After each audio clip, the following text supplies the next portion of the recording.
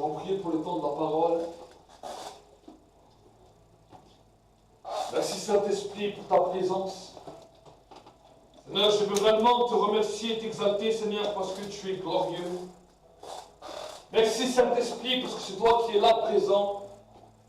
Je te demande de me prendre par la main encore pendant ces temps et que c'est toi qui libères ton onction. C'est toi qui parles au cœur. Et que tout ce qui voulait nous bloquer, que ce soit dans nos vies, que ce soit dans l'église, que ce soit dans notre recherche de ta présence, soit détruit et brisé dans le nom de Jésus. Je déclare vraiment, Seigneur, un temps nouveau, une dimension nouvelle, une saison nouvelle, pour la gloire de ton nom. Merci que c'est toi qui accompagnes cette parole par des signes, des prodiges et des miracles, dans le nom de Jésus-Christ. Amen. Amen. Je vais vous encourager à ouvrir votre Bible, un livre de Jean.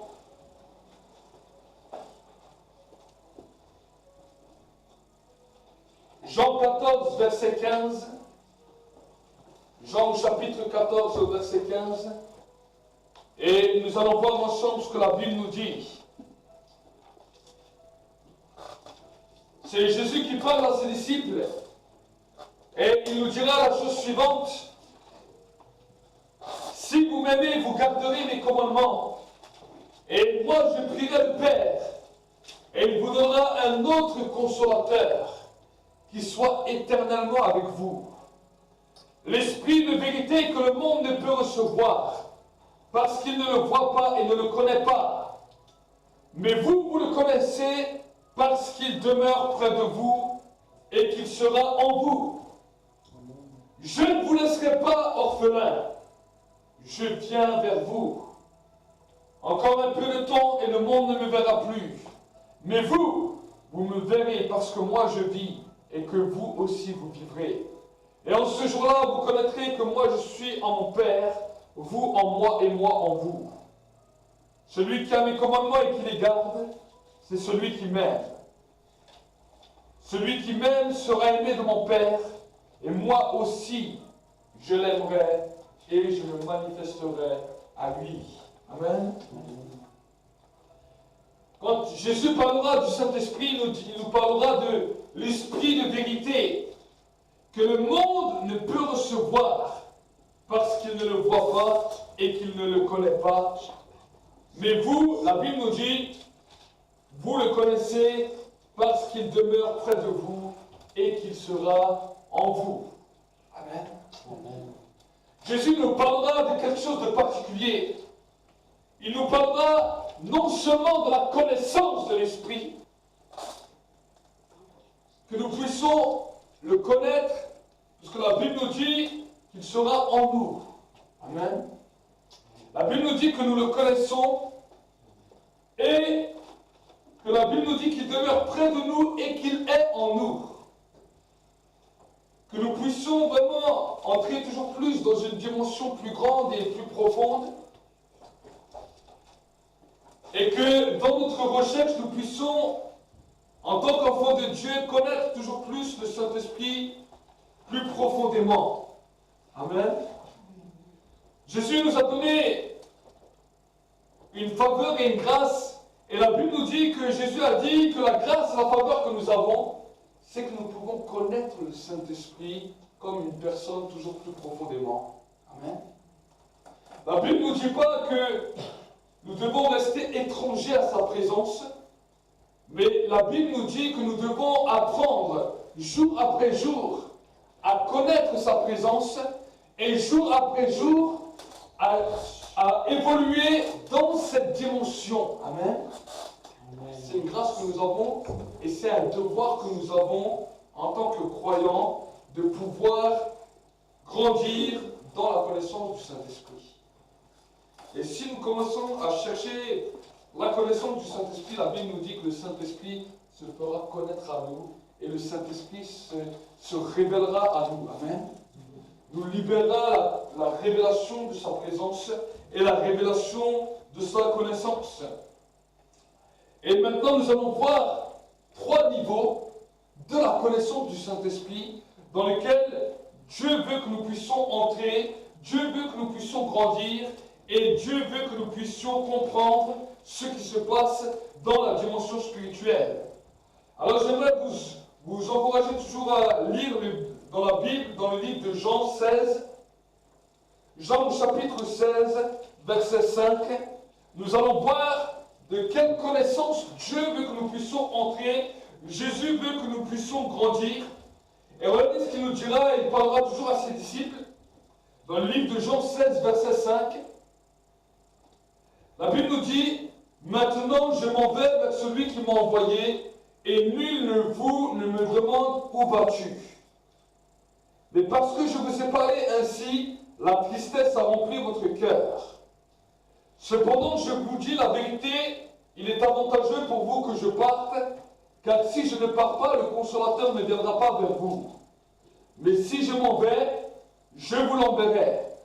Et quand il sera venu, il convaincra le monde de péché, de justice et de jugement. De péché parce qu'il ne croit pas en moi, de justice parce que je vais vers le Père et que vous ne me verrez plus, et de jugement parce que le prince de ce monde est jugé. J'ai encore beaucoup de choses à vous dire, mais vous ne pouvez les comprendre maintenant. Mais quand il sera venu, lui, l'Esprit de vérité, il vous conduira dans toute la vérité, car ses paroles ne viendront pas de lui-même, mais il parlera de tout ce qu'il aura entendu et vous annoncera les choses à venir. Lui me glorifiera, parce qu'il prendra de ce qui est à moi et vous l'annoncera. Tout ce que la Père a est à moi. C'est pourquoi j'ai dit qu'il prendra de ce qui est à moi et vous l'annoncera. Amen. Jésus nous dira que dans sa grâce, le Saint-Esprit va nous faire connaître des choses en 3 niveaux. La première des dimensions, la Bible nous dit, il convaincra le monde de péché parce qu'il ne croit pas en moi. Amen. La Bible nous dit que le baptême est une demande à Dieu d'une conscience purifiée. Alors que nous passons par les eaux du baptême, alors que nous commençons à cheminer avec Dieu par l'obéissance, parce que le baptême est premièrement une obéissance. Celui que la Bible nous dit qui croira au Fils de Dieu et qui sera baptisé sera sauvé. Mais celui qui ne croira pas sera condamné. Le baptême est un acte d'obéissance dans lequel nous passons du temps de jugement à un temps de grâce. Amen. C'est ça que symbolise le baptême. C'est une demande à Dieu d'une conscience purifiée. Mais la Bible nous dit que quand nous avons passé par ce temps de baptême, voici que maintenant l'action de l'Esprit entre dans nos vies pour nous convaincre de péché. Et la Bible nous dit pourquoi il nous convaincra de péché? Parce que nous ne croyons pas en Dieu réellement. Et le Saint-Esprit, dans sa conviction, va commencer à nous faire comprendre quel est vraiment le but de la foi et le mystère de la foi. Amen. C'est quand le Saint-Esprit commence à agir dans nos vies que nous commençons à comprendre qui est Dieu et que Dieu est réel. Avant cela, on a une espérance. On croit qu'il y a un Dieu, on croit qu'il y a quelque chose au-delà de nous, mais nous ne sommes pas sûrs. Toutes les religions, tous les hommes religieux savent qu'il y a quelque chose, mais n'arrivent pas à le décrire. La Bible nous dit que le premier travail du Saint-Esprit dans la vie d'un homme est que le Saint-Esprit va t'affirmer, va commencer à te donner un témoignage, non seulement que tu es enfant de Dieu, mais le témoignage que Dieu est vivant et que Dieu est bienveillant à ton égard. Amen. Ça, la Bible nous dit que c'est la première des dimensions dans lesquelles le Saint-Esprit commence à agir.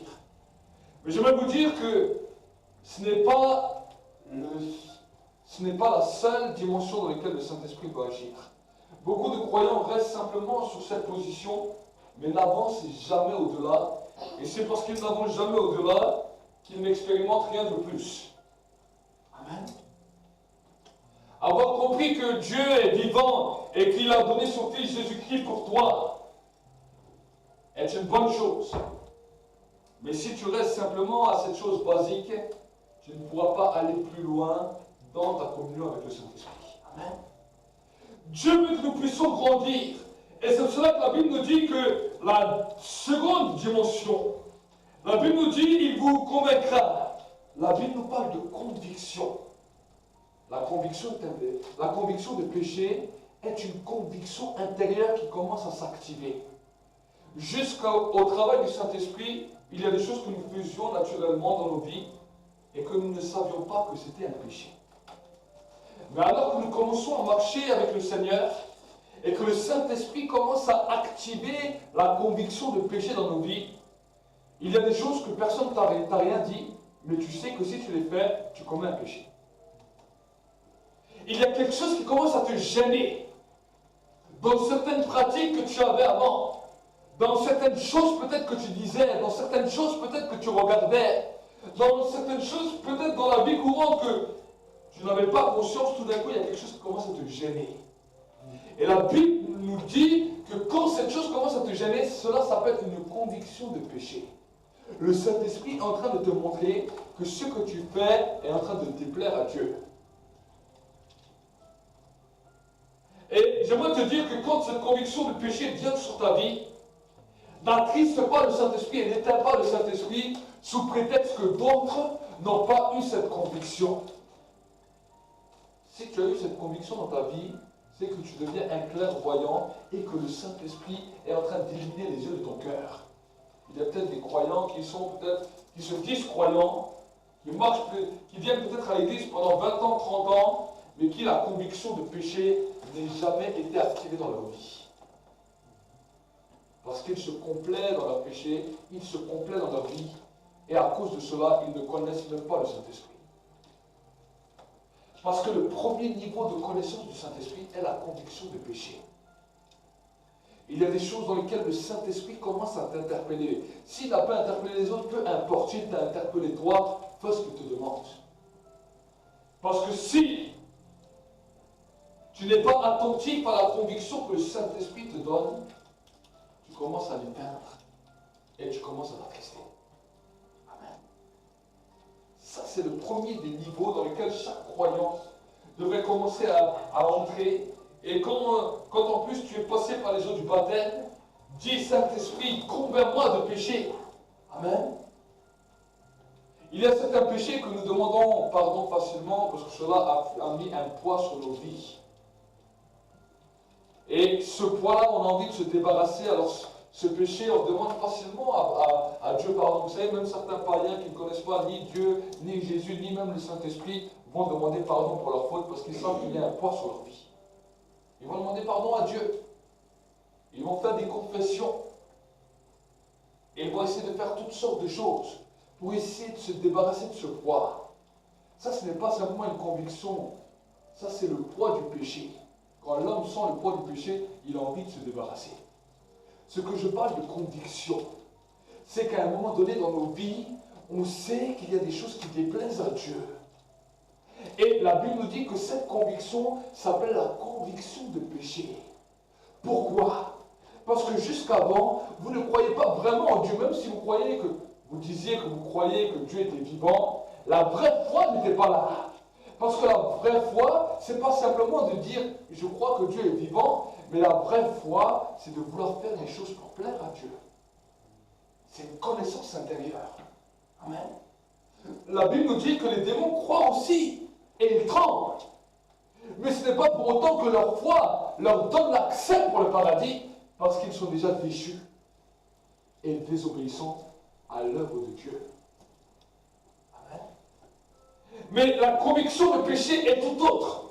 Parce que la conviction de péché va nous amener à connaître qui est Dieu et à savoir ce qu'il aime et ce qu'il n'aime pas. Amen. Et dans cette conviction, on va commencer à découvrir qui est Dieu.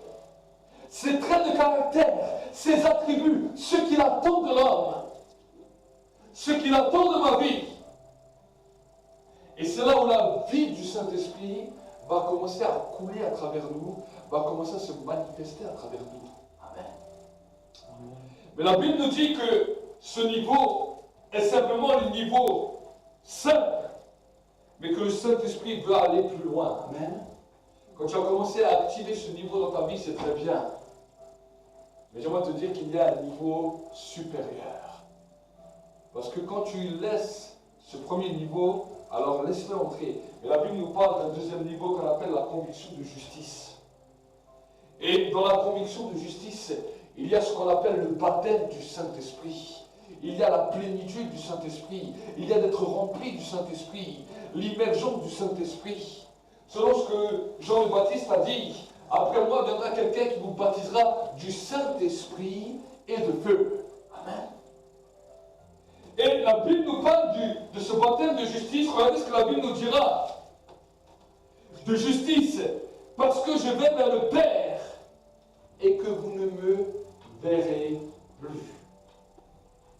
Vous savez, quand le Saint-Esprit va agir dans le deuxième niveau de ta vie, dans la deuxième des dimensions, le Saint-Esprit va commencer à agir par la justice. Il va créer une atmosphère de justice. Vous savez, souvent dans nos cœurs, on a un sentiment d'injustice. On a un sentiment que rien ne va. On a un sentiment que le monde autour de nous, même nous vivons dans une injustice perpétuelle. Mais j'aimerais vous dire que cette atmosphère que nous avons de voir dans notre vie a été faussée à cause du péché. Le diable est venu détruire la mentalité même de l'homme en lui faisant croire qu'il n'y a plus de justice. Parce que quand tu crois qu'il n'y a plus de justice sur terre, c'est comme si tu disais que Dieu était mort. Amen. Si tu crois qu'il n'y a plus d'espoir dans la vie, c'est comme si tu dirais que Dieu est mort. Et par ce deuxième niveau, le Saint-Esprit veut commencer à te redonner un nouvel espoir. C'est ça qu'on appelle, et ils furent remplis du Saint-Esprit. Et ils commençèrent à prophétiser. Et ils furent remplis du Saint-Esprit. Et ils commençaient à parler d'autres langues. Et ils furent remplis du Saint-Esprit. Et ils commençaient à parler des merveilles de Dieu. Ce qu'on appelle la conviction de justice. Quand nous sommes remplis du Saint-Esprit, le Saint-Esprit ne nous convainc pas simplement de péché, mais il nous amène dans une justice dans laquelle on trouve une plénitude intérieure, dans laquelle on trouve une paix intérieure, dans laquelle on retrouve un arbre de paix, un arbre de vie intérieure. Malgré toutes les situations qui peuvent se produire extérieurement, on trouve la paix intérieure. Amen. C'est ça qu'on appelle la conviction de justice. Et la conviction de justice va se manifester dans toutes les dimensions de nos vies, dans lesquelles on va devenir serein, dans lesquelles on va devenir confiant, dans lesquelles on va pouvoir dire j'ai confiance en Dieu malgré telle et telle situation, j'ai confiance en Dieu dans cette situation parce que je sais qu'il ne m'abandonne pas à cause de la conviction de justice. Amen. La conviction de justice. Et c'est vraiment important de ne pas rester simplement à la conviction de péché. La conviction de péché va nous montrer ce que Dieu aime, ce que Dieu n'aime pas, ce que Dieu attend de nous et ce que Dieu n'attend pas de nous. Mais la conviction de justice va nous montrer la justice de Dieu et que Dieu règne toujours sur la terre. Amen. Je crois vraiment à cela et je crois que pour pouvoir manifester le royaume de Dieu efficacement, que pour pouvoir grandir dans la manifestation du royaume de Dieu, nous avons besoin de comprendre la conviction de justice. Amen. Amen. Nous voulons voir le royaume de Dieu s'étendre. Pas simplement une église grandir, mais voir le royaume de Dieu s'étendre. Amen. Jésus, quand il est venu sur la terre, n'a pas simplement dit « Voici une église s'est approchée de vous ». Il a dit « Repentez-vous, car le royaume des cieux s'est approché de vous ». Il a parlé de notions de royaume. Il a parlé de notions de conquête. Amen. Il a parlé de notions de territoire. Il a parlé de ville. Il a parlé de vision. Et quand il nous parlera du royaume de Dieu, il nous parlera d'une instauration de la justice divine avec un roi qui siège et qui règne. Amen. Donc c'est pour cela que nous avons besoin de la conviction de la justice. Et c'est pour cela que Jésus a même dit, cherchez premièrement le royaume du ciel et sa justice, et toutes les autres choses vont vous être données par-dessus. La conviction de justice amène l'instauration du royaume de Dieu. Amen. La conviction de justice va nous faire comprendre que Dieu doit venir régner, mais régner aussi dans nos vies. Amen. L'instauration de la justice est ces instants où les messagers arrivent dans un pays, arrivent dans une ville, arrivent dans un endroit, pour commencer à instaurer, pour commencer à déclarer, à décréter l'annonce du roi qui arrive. C'est ça qu'on appelle la conviction de justice. C'est l'instauration du royaume dans ta vie. Là où tu croyais que Dieu peut-être n'avait peut-être pas son mot à dire, ou peut-être tu te disais, voilà, mais là Dieu ne va rien faire. C'est là où tu vas commencer à comprendre, à cause du Saint-Esprit qui est en toi, que Dieu a une capacité d'agir aussi à l'intérieur de ta vie, dans les endroits où tu ne pensais pas. Amen. Et dans cette conviction de justice, c'est là où tu vas commencer à soupirer, à voir le règne de Dieu se manifester dans ta vie, à voir le royaume de Dieu se manifester sur la terre. Amen. Amen. Selon ce que Jésus a dit dans la prière de notre Père, que ton règne vienne, que ta volonté soit faite sur la terre comme au ciel. Amen. C'est cette dimension dans laquelle le Saint-Esprit veut insuffler la conviction de justice dans ta vie. Mais vous savez, tant qu'on reste dans cet endroit, il n'y a qu'une aspiration, selon ce que la Bible nous dit, Christ en nous, c'est l'espérance de la gloire. Et c'est pour cela que beaucoup de croyants, malheureusement, se sont arrêtés simplement à la conviction de justice. Et au lieu de devenir aussi des personnes qui étaient prêtes à régner, ils sont restés simplement dans la position dans laquelle on attend le règne, on attend que le règne se manifeste, et si le règne ne se manifeste pas, on attend toujours. Alors qu'on a oublié qu'il y avait un troisième niveau qu'on appelle la conviction du jugement, et dans lequel le Saint-Esprit commence à nous convaincre que le prince des ténèbres, le prince qui régnait sur ce monde, a été jugé et il a été déclaré coupable. La Bible nous dit que le Christ les a dépouillés de tout. Il a dépouillé les principautés, il a dépouillé les dominations, il a dépouillé les puissances et il les a livrés en spectacle en public. Et il nous a donné l'autorité de faire la même chose. Amen. C'est à ce moment-là où la conviction du jugement commence à arriver dans nos vies. C'est ce qu'on appelle le baptême de feu, dans lequel le feu commence à nous imprégner, le feu commence à nous remplir. Et quand la conviction de jugement arrive, c'est à ce moment-là où même tu peux commencer à prier, tu peux entendre même dans ta tête des démons qui commencent à hurler des insultes. Tu peux commencer à entendre des démons qui commencent à parler mal. Tu peux commencer à entendre des mauvaises pensées. Pourquoi ? Parce que j'aimerais te dire, quand le feu commence à venir sur ta vie, ta parole même devient un feu de jugement pour les puissances des ténèbres. Amen. Amen. La Bible nous dit que l'enfer un jour sera ouvert, dans lequel les hommes, les puissances des ténèbres, les esprits méchants qui n'auront pas accepté, là où les hommes n'auront pas accepté le message de Dieu, ils seront jetés dans les temps de feu. La Bible nous dit que les temps de feu, c'est la parole de jugement de Dieu. Mais j'aimerais vous dire que bien sur la terre, bien que le feu de Dieu peut nous faire du bien, peut nous remplir, peut nous amener dans une dimension extraordinaire avec le Seigneur, j'aimerais vous dire que le même feu qui sort de votre bouche est déjà l'enfer pour Satan et pour ses démons. Chaque fois que le feu sort de nos bouches, chaque fois qu'une louange sort d'un homme et une femme qui a été baptisé par le feu du Saint-Esprit, cette parole est une parole, est un décret de jugement contre Satan. Amen. Satan est en train de brûler chaque fois que le feu sort de nos bouches. Amen.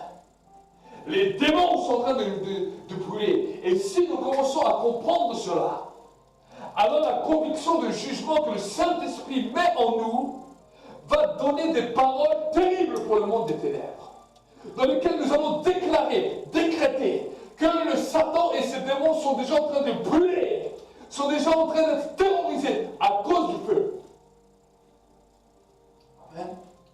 Nous avons une autorité, nous avons une capacité de détruire les œuvres des ténèbres en déclarant le feu. Amen. Chaque fois que le feu commence à brûler, et c'est pour cela que quand nous faisons des temps de prière, c'est pour cela que nous demandons aussi dans la prière, Seigneur, renouvelle le Saint-Esprit, renouvelle le feu, laisse que le feu remplisse nos vies. Jean le Baptiste a insisté, il vous baptisera du Saint-Esprit et de feu. Aujourd'hui, dans notre 21e siècle, on a l'impression que le feu, c'est simplement une musique entraînante dans laquelle des gens dansent et on dit, ah, il y avait le feu. Ou on nous fait des grands concerts, des grandes manifestations, on nous dit, il y avait le feu. Mais la conviction de jugement, le feu de Dieu, ce n'est pas simplement une musique dans laquelle on danse, mais c'est une déclaration contre le monde des ténèbres, dans lequel les démons, les principautés, les dominations, les puissances sont en train de brûler à cause des paroles de feu qui sortent de nos bouches. Amen. Ne nous trompons pas et ne nous mettons pas un feu étranger en croyant que simplement une musique un peu plus chaude, c'est ça qui amène le feu. Le feu, c'est une déclaration, une conviction de jugement que le Saint-Esprit incarne dans nos vies, que le Saint-Esprit libère dans nos vies, pour que le monde des ténèbres est en train de crier à l'agonie, parce que pour eux, ils vivent déjà l'enfer sur terre. Amen. Amen. Amen. Si les croyants commencent à comprendre ce message, alors que je suis en train de prêcher, ces paroles de feu sont en train de brûler le monde des ténèbres. Les puissances des ténèbres sont en train d'être brûlées à cause du feu. Amen. Si l'Église comprendrait ça, si l'Église entière commence à comprendre ce mystère et à saisir cela, plus aucun sorcier ne continuera à pratiquer la sorcellerie. Parce qu'au moment où les chrétiens seraient saisis de la conviction de jugement, ils deviendraient tellement agressifs, le monde des ténèbres brûlerait de partout, que les sorciers se brûleraient les mains et qu'ils diraient j'arrête ça. Amen. Si nous restons simplement à la conviction de justice, les paroles de jugement seront éloignées. Mais j'aimerais vous dire que quand un roi règne, un roi juge. Quand un roi règne, il déclare. Quand un roi règne, il dit des choses. Et c'est pour cela que Jésus, quand il a parlé de la conviction de jugement, il a parlé de cette conviction en dernier. Parce que le jugement vient quand le roi entre dans ses fonctions. Et c'est pour cela que quand le feu vient dans la vie d'un homme, c'est que le roi est venu dans ses fonctions dans la vie de cet homme, de cette femme. Et quand le roi entre en fonction, alors le roi entre en action. Jusqu'à avancer la préparation, on se prépare. Mais quand le feu vient, le feu est l'approbation, selon ce que le prophète Élie a dit. Le Dieu qui répond par le feu, celui-là est le vrai Dieu. Amen. Amen. Amen. Alors peut-être certains vont dire, oui, mais je vais être découragé si je suis seulement dans le premier niveau ou dans le deuxième niveau. Si tu es dans le premier niveau ou dans le deuxième niveau, c'est bien, mais continue. Amen. C'est bien, mais continue. Dis Seigneur, maintenant que tu commences à me montrer qui tu es, par la conviction de péché, je vais entrer dans la conviction de justice. Je vais être rassuré là où je vais, que ta justice est avec moi, que ta justice commence à prendre soin de moi, que toi-même tu vas me relever la tête, au-delà de tout ce que je peux voir et de tout ce que je peux penser. Et quand tu commences à être bien, vous savez, quand nous sommes remplis du Saint-Esprit, c'est pour cela que l'apôtre Paul nous dira, entretenez-vous par des psaumes, par des hymnes et par des cantiques spirituels. Parce qu'il savait que par notre mentalité, nous sommes déjà défaitistes.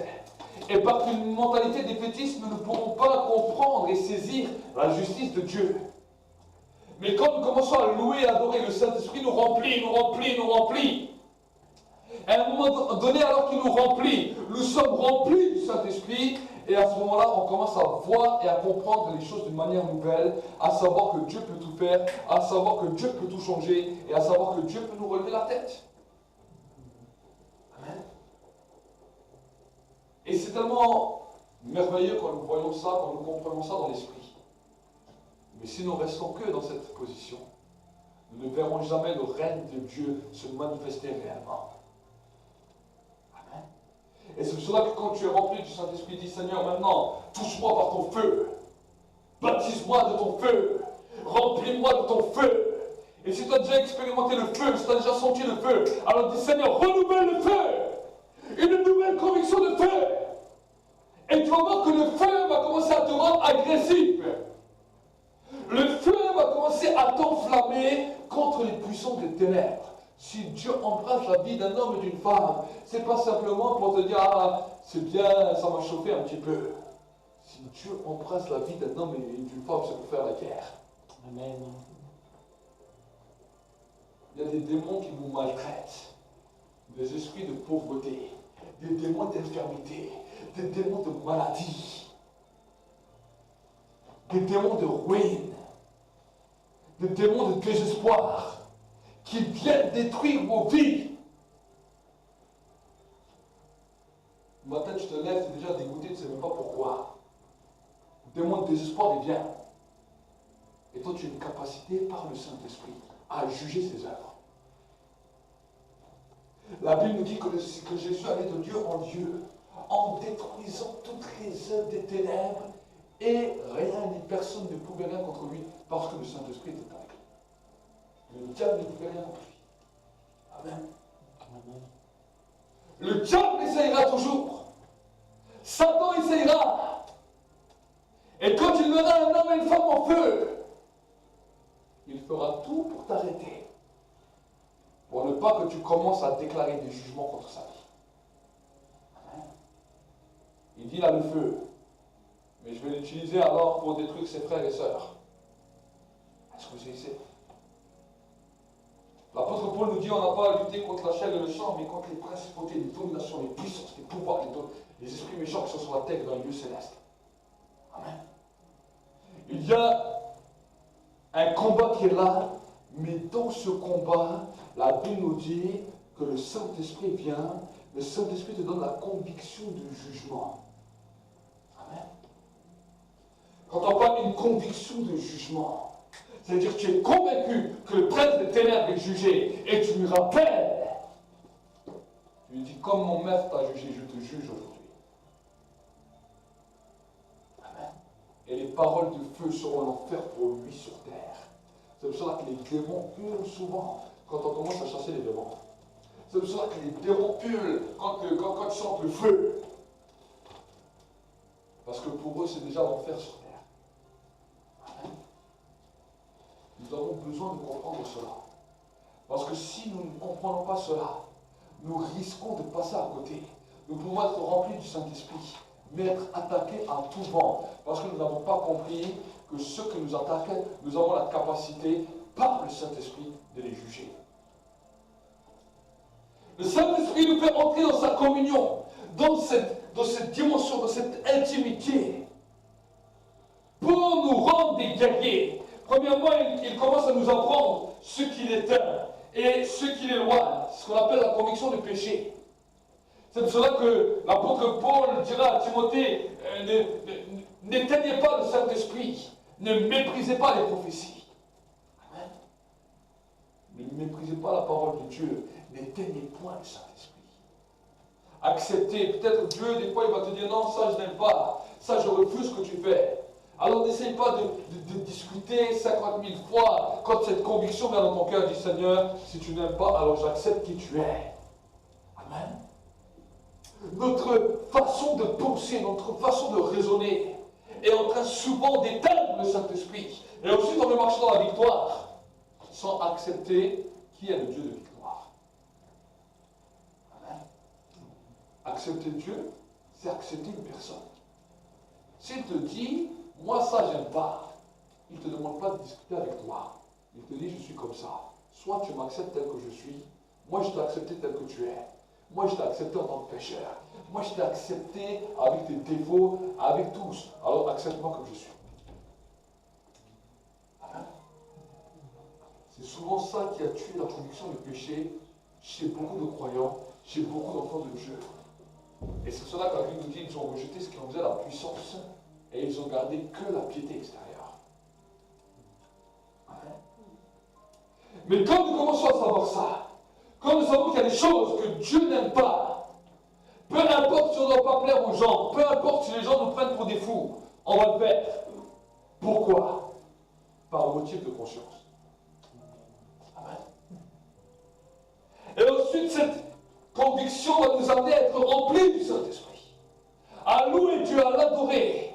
Et là, nous allons changer notre façon de penser, notre façon de nous comporter.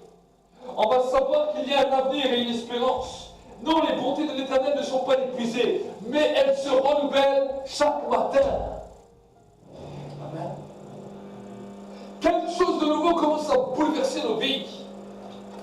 Et on sait que nos vies peuvent être bouleversées parce qu'on commence à faire grandir le royaume de Dieu. Mais simplement faire grandir le royaume de Dieu sans laisser le roi régner. Ce serait comme bâtir une ville sans laisser un maître régner sur cette ville.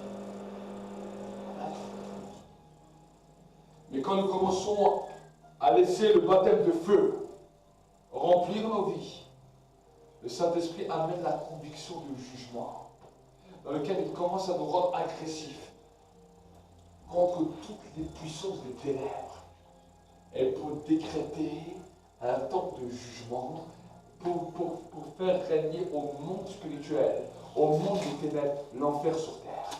Amen. Amen. Amen.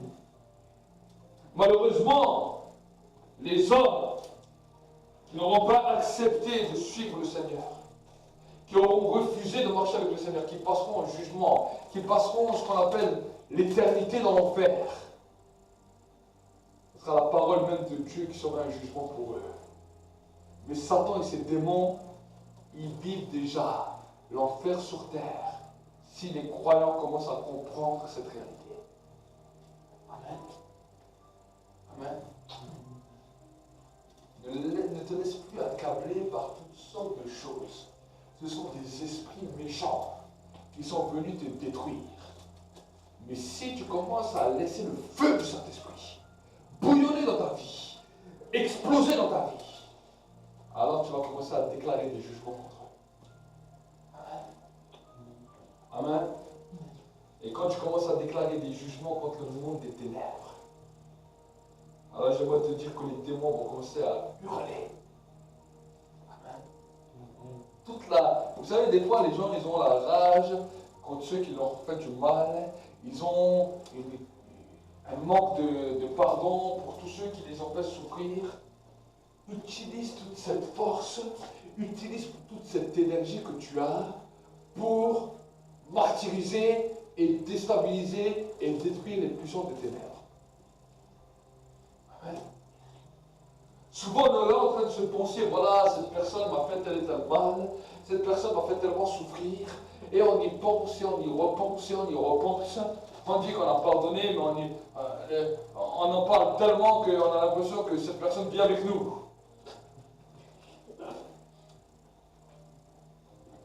Et on utilise toute cette énergie à penser et à penser et à repenser, alors que toute cette énergie, vous pourrez l'utiliser à détruire ces esprits de tourment, à semer la pagaille à ces esprits de tourment, en déclarant le feu et en déclarant le jugement. Amen. Amen. En ordonnant que ces puissances de ténèbres sont en train de brûler. Amen. Tout d'un coup, vous allez voir que vos pensées vont se calmer tout seul. Quand vous allez commencer à comprendre et saisir ça, vous allez voir que tout d'un coup vos pensées vont se calmer tout seul. Parce que la Bible nous dit, soumettez-vous à Dieu, résistez au diable et il fuira loin de vous. Amen. Amen. Quand Jésus disait au diable, arrière de moi Satan, Satan est en train de brûler, il est obligé de fuir. Amen. Arrière de moi Satan. Regardez, il est venu chez Pierre. Pierre a commencé à parler à Jésus. Il a dit ça, t'arriveras jamais. Il lui a seulement dit arrière de moi Satan, tout d'un coup Pierre avait changé. Pierre a parlé différemment. Amen. Amen. Satan savait qu'il ne pouvait pas trop titiller Jésus, parce que chaque parole que Jésus sortait était du feu qui tombait sur lui, et il fuyait. Amen. Résistez au diable, et il fuira loin de vous. Pourquoi il fuira loin de vous? Parce qu'à chaque résistance, il va commencer à brûler. Amen. Amen. Le feu qui est en nous, le feu que le Saint-Esprit commence à libérer sur nos vies par la conviction de jugement. Ce sont des paroles de jugement contre les puissances des ténèbres. Ce sont des paroles de condamnation contre les puissances des ténèbres. Parce que la Bible nous dit, parce que le prince de ce monde est jugé. Donc s'il est jugé, c'est que lui, chaque fois qu'un croyant comprend cela, il commence déjà à vivre en enfer. Il commence déjà à expérimenter l'enfer sur terre. Parce que la Bible nous dit que l'enfer, c'est la parole de Dieu. La Bible nous dit que la parole de Dieu est un feu dévorant. Et l'enfer, c'est le feu du jugement de Dieu. C'est le feu de la parole de Dieu. Dans lequel la Bible nous dit, où Dieu dira deux mots, trop tard. La parole de Dieu en boucle amène le jugement qu'on appelle l'enfer. La parole de jugement du Saint-Esprit est la parole de Dieu contre les puissances de ténèbres aujourd'hui sur terre. C'est comme ça que nous pouvons vaincre. C'est comme ça que nous pouvons grandir. C'est comme ça que nous pouvons conquérir. C'est comme ça que nous pouvons avoir la conquête sur les territoires. C'est comme ça que l'instauration du royaume de Dieu, qui se manifeste par la conviction de justice, va commencer à s'installer dans nos vies. Amen. Dans la conviction de justice, on va croire que la santé divine commence à remplir nos vies. Mais des fois, on n'en voit pas. Mais dans la conviction de jugement, ça va être une déclaration et une attaque terrible contre tous ces esprits d'infirmité, esprits de maladie qui attaquent vos corps, qui détruisent vos corps, qui vous martèlent, jusqu'à ce que cela quitte. Le figuier a été maudit par Jésus, et le figuier a séché. Les maladies doivent être maudites par vos bouches. Amen. Amen. Vous ne devez pas accepter de vivre avec la maladie. Vous ne devez pas accepter de vivre avec ces choses qui détruisent vos vies, avec l'infirmité. Mais si la conviction de justice n'est pas là, c'est clair que vous allez continuer à chercher. Vous dire, peut-être que Dieu va me guérir, c'est peut-être pas la volonté de Dieu. Dieu, sa volonté, c'est que tous soient guéris, c'est que tous soient sauvés et que tous soient des vainqueurs. Il a dit, j'ai tout pris à la croix. Les infirmités, les maladies, tous les problèmes. Amen. Souvent, les gens me disent, ah, mais l'apôtre Paul avait une écharpe. Si vous lisez bien la Bible, vous allez voir que l'écharpe de l'apôtre Paul n'est pas une maladie. Parce que la Bible nous dit déjà dans l'Ancien Testament que quand les problèmes arrivent avec des personnes et quand les gens ne t'acceptent pas, il parlera au peuple juif. Il dira c'est comme une écharpe dans tes mains. Et chaque fois que l'apôtre Paul allait dans un endroit, allait dans une ville, allait dans un endroit, il avait tout un soulèvement de peuple qui se levait contre sa vie et il appelait ça une écharpe.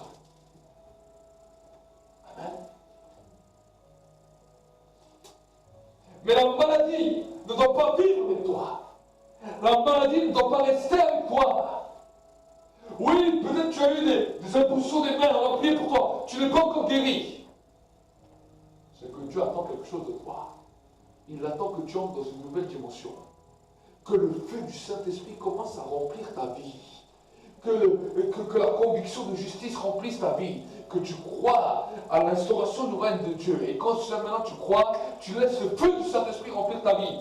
Pour la parole de jugement. Et là, tu commences à attaquer cette maladie, à maudire cette maladie, jusqu'à ce qu'elle quitte ta vie et que le feu la consume. Le feu la détruise.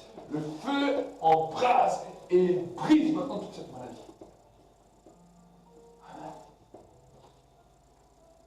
La Bible nous dit que toute chose est possible à celui qui croit.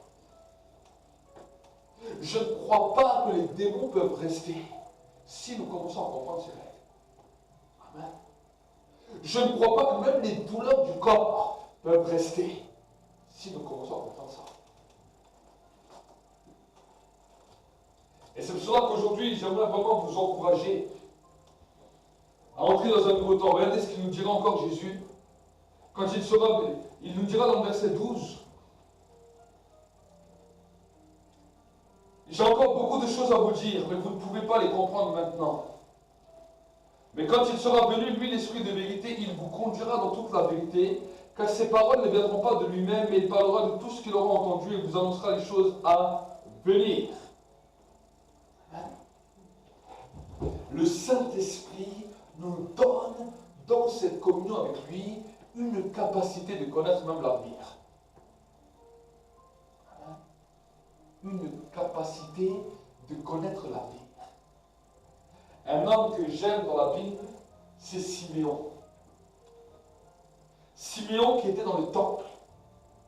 Et la Bible nous dit que quand il parle de Siméon, la Bible nous dit que c'était un homme qui était consacré dans le temple et Dieu lui parle. Dans cette communion avec le Saint-Esprit lui révèle quelque chose. Il lui dit, tu ne partiras pas de cette terre avant que tu aies vu le Messie. Toute sa vie, il est resté là. Il était vieux dans le temple. Tous, peut-être ses collègues sont partis. Lui, il était encore là. Chaque année, les gens venaient peut-être lui parler, lui disaient, mais ça va, Siméon? Il dit, oui, ça va, j'ai la santé, j'ai tout. Il me dit, mais je crois que cette année, ça va être ton jour. Il dit, je n'en sais pas, mais je sais une chose. C'est que Dieu m'a averti, le Saint-Esprit m'a averti, que tant que je ne vois pas le Messie, je ne pars pas de cette terre. Et la Bible nous dit, on lui amène Jésus bébé dans le temple pour qu'il le présente. Et alors qu'il est en train de prier, le Saint-Esprit lui donne un témoignage. Lui dit, le signe que tu attends depuis tant d'années, il est là devant toi, voici le Messie, voici le Sauveur du monde. Et là, à ce moment-là, il regarde les parents de Jésus et il dit, Seigneur, maintenant ton serviteur peut partir en paix de cette terre, car mes yeux ont contemplé ton salut. Le Saint-Esprit lui a parlé des choses à venir. Amen. Amen. Ce n'est pas de la science-fiction. Mais le Saint-Esprit, quand nous entrons dans cette dimension, nous parle de notre avenir. Amen. Nous parle de notre avenir, que ce soit par prophétie, que ce soit par parole. Il nous parle de notre avenir. Et quand nous commençons à connaître notre avenir, même si le diable veut venir, il veut essayer de nous arrêter. Il veut essayer de venir par la mort. Il veut essayer de venir par une maladie, par une infirmité, pour essayer de nous mettre la terreur. Tu as le droit de dire, je te le juge, car je ne partirai ni d'une maladie, ni par la mort. Mais je sais une chose, c'est que je partirai quand les signes que le Seigneur m'a dit seront accomplis. Amen. Quand les signes que le Seigneur a dit seront accomplis. Et pas avant. Amen. Je ne crois pas qu'on doit mourir de maladie. Je ne crois pas qu'on doit mourir affalé dans un lit, malade. Je crois qu'on peut s'endormir et partir de cette terre normale. Amen. Sans aucune douleur. Parce qu'on a accompli les choses, les œuvres à laquelle Dieu nous a appelés. Et c'est pour cela que je vous dis cela. Parce que j'aimerais que vous puissiez comprendre ces choses.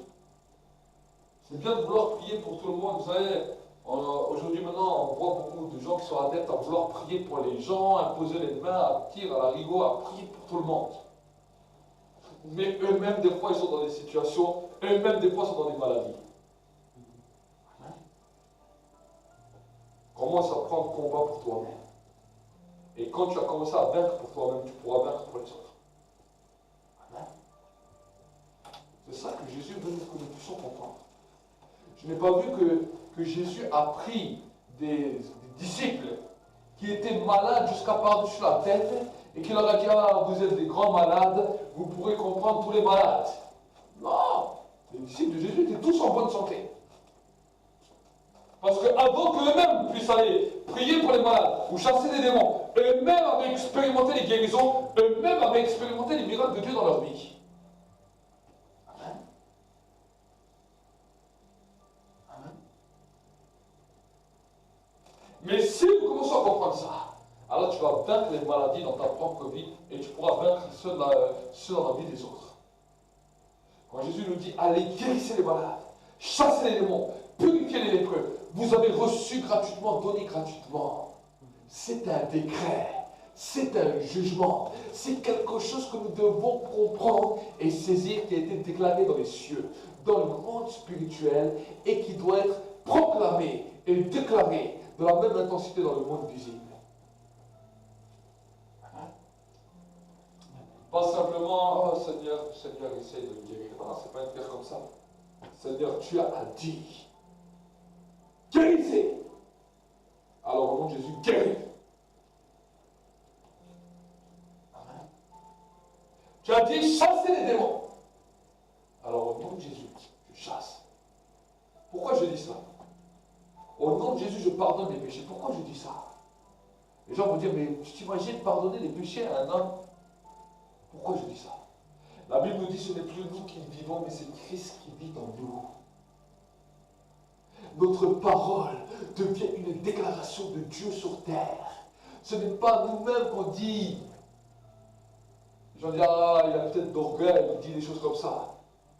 Mais c'est la parole de Dieu incarnée en nos vies par la puissance du Saint-Esprit qui donne cette capacité de dire les choses comme si Dieu le disait lui-même. Amen. Et c'est pour cela que dans nos propres vies, nous devons gagner le combat. Nous devons vaincre le combat. Et si nous vaincons, alors le royaume de Dieu commencera à se manifester sur terre. Amen. La déclaration de Dieu va commencer à se manifester sur terre. Et Satan devra fuir. Amen. Prions ensemble pour un instant. Merci Saint-Esprit pour ta présence. Seigneur, je te demande de faire amener tes enfants, mes frères et mes sœurs, dans une nouvelle dimension de communion avec toi. Amener aussi ceux qui vont regarder cette vidéo dans une nouvelle dimension de communion avec ta présence. Et que Seigneur, mon Dieu, mon roi, il commence à comprendre et saisir les mystères qui sont attachés derrière la conviction de péché, de justice et de jugement. Et que Seigneur, mon Dieu, mon roi, il commence à devenir vainqueur. Vainqueur sur le péché. Vainqueur sur la maladie. Vainqueur sur les puissances des ténèbres. Vainqueur sur la mort. Vainqueur, Seigneur, mon Dieu, mon roi, dans leur réflexion intérieure. Vainqueur, Seigneur, sur leur lieu de travail. Vainqueur dans leur pays, chez leurs amis, dans leur famille. Et que ton nom soit encore glorifié. Et que le royaume de Dieu continue à se répandre. Je te bénis, je te rends grâce, Seigneur, parce que tu es glorieux.